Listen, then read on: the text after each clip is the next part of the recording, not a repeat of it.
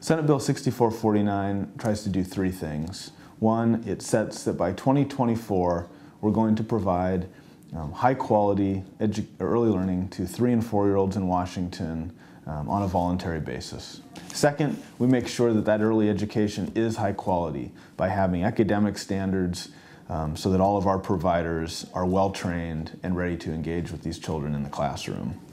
And third, we put together a legislative task force made up of private individuals as well as public individuals to ensure that we can provide a dedicated and stable funding source so that we can deliver on our promise to provide all children in Washington that want it with high quality early learning. Our ultimate goal is to make sure that all children in Washington enter kindergarten on a level playing field, and investing in early learning is the best way that we can do that, so that they each have an opportunity to succeed through high school, go to college or a career or technical path, get a job, and be a productive member of our communities.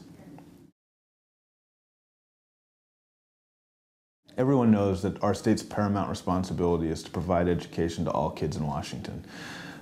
Historically, that has largely been limited to K through 12, but as research has continued to develop, we know that early childhood education is where we absolutely get the best return for every dollar we put in.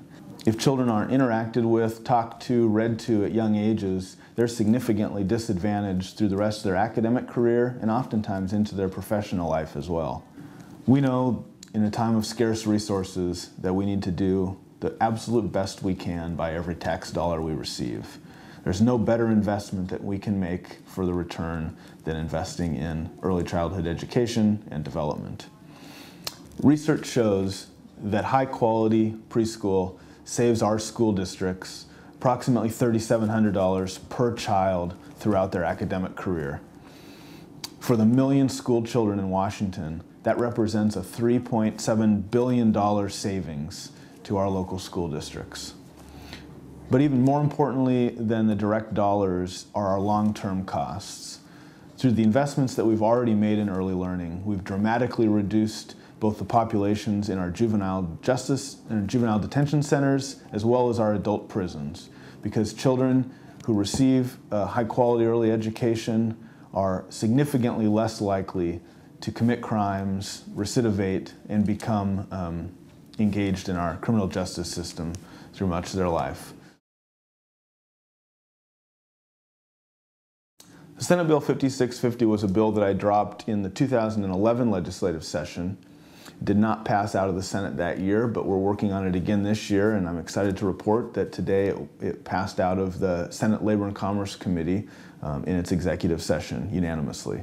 With the passage of Initiative 1183 this past November, we are going to see huge changes to the way that hard alcohol is delivered and sold at a retail basis in our state. One of the consequences of Initiative 1183 was that it created some uncertainty for our craft distilleries. As I mentioned, there are 40 of them in the state. They're a growing industry that not only provides direct jobs at these distilleries, but also, under the law, in order to qualify as a craft distillery, they must source over 51% of their raw materials to make their product from our local farmers. So while this is a great job creator on site, it also provides a lot of economic development opportunities for our local farmers, both on the west and east side of the mountains. What I hope Senate Bill 5650 does is provide some relief and predictability for our craft distilleries by giving them yet another opportunity to access a market to distribute and promote their products right alongside the farmers who helped grow the raw materials to develop them. Oregon got a head start on this. They've had craft distilleries in their state for years. In 2009 alone, the state generated over $413 million in revenue. We can compare it to our state's wine industry, which has grown by leaps and bounds in the last several decades. Washington's wine industry now employs over 19,000 people, and in the last 3 years generated $13 billion.